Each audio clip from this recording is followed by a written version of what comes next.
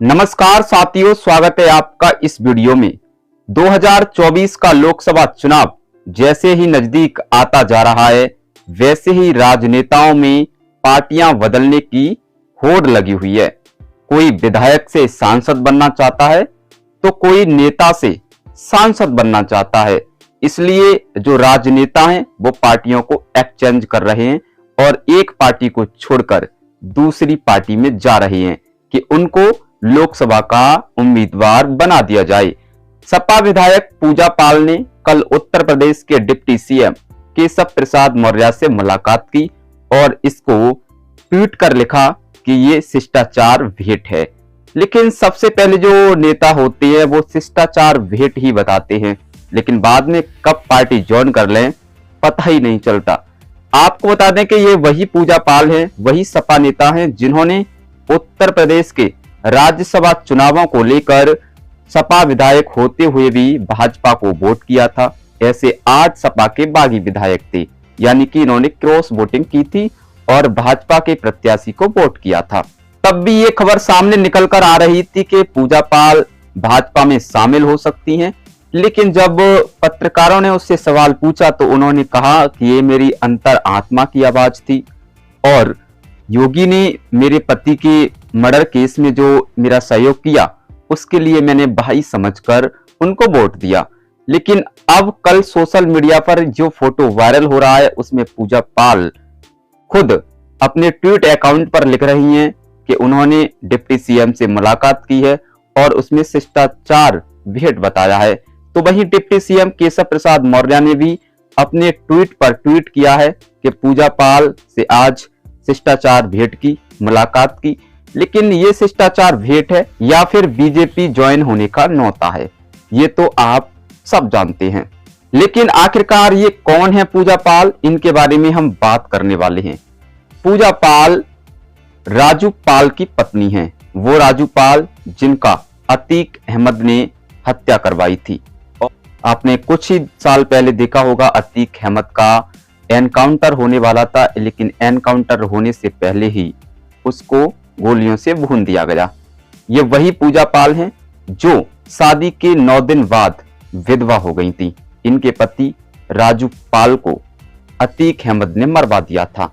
ये पहले बसपा में थी, बसपा से ये 2 बार विधायक रह चुकी हैं। उसके बाद इन्होंने 2017 में भाजपा ज्वाइन की थी, लेकिन 2017 का विधानसभा चुनाव भाजपा के टिकट पर ये हार गई थी। उसके बाद 2022 के चुनाव से पहले इन्होंने समाजवादी पार्टी को ज्वाइन किया और समाजवादी पार्टी के टिकट पर कौशाम्बी लोकसभा की चायल विधानसभा से ये विधायक बन गई।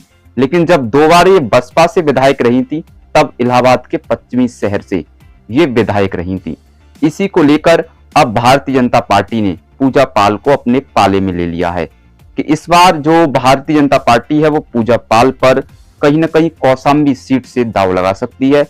अब सवाल ये उठता है कि भाजपा पूजा पाल को क्यों ले रही है, पूजा पाल से भाजपा का क्या फायदा होने वाला है। तो पूजा पाल से भाजपा का ये फायदा होने वाला है कि अभी कुछ ही महीने पहले जो उमेश पाल हत्याकांड हुआ था उसमें अतीक अहमद और उसके भाई को अपनी जान गंवानी पड़ी। उसमें अतीक अहमद और उसके भाई का एनकाउंटर हो गया। तो वहां पर भाजपा सहानुभूति प्राप्त करने के लिए, क्योंकि वहां की जनता की जो सहानुभूति है वो उमेश पाल के परिवार के साथ है और उमेश पाल के परिवार से कहीं ना कहीं पूजा पाल का संबंध है, इसीलिए पूजा पाल वहां से सहानुभूति के आधार पर चुनाव में जीत हासिल कर सकती है भाजपा, अगर उनको अपना उम्मीदवार कौशाम्बी से बनाती है। यही वजह है कि भाजपा ने पूजा पाल को अपने पाले में ले लिया है।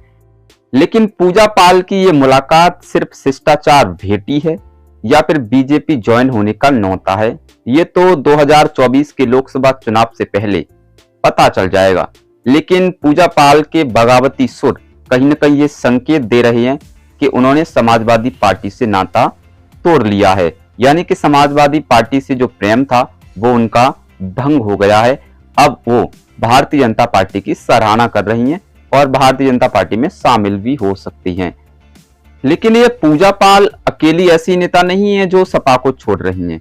जो 8 विधायकों ने क्रॉस वोटिंग की थी वो सभी भाजपा में शामिल हो गए हैं। जब जब इलेक्शन आता है तभी ये नेता अपनी अपनी पार्टियां बदलती हैं। कोई सपा से बसपा में जाता है, तो कोई बसपा से सपा में जाता है, तो कोई भाजपा ज्वाइन करता है। जो सत्ता में पार्टी है उसको ज्यादा तवज्जो दी जाती है। यही वजह है कि यह समय नेताओं के पाले बदलने का है।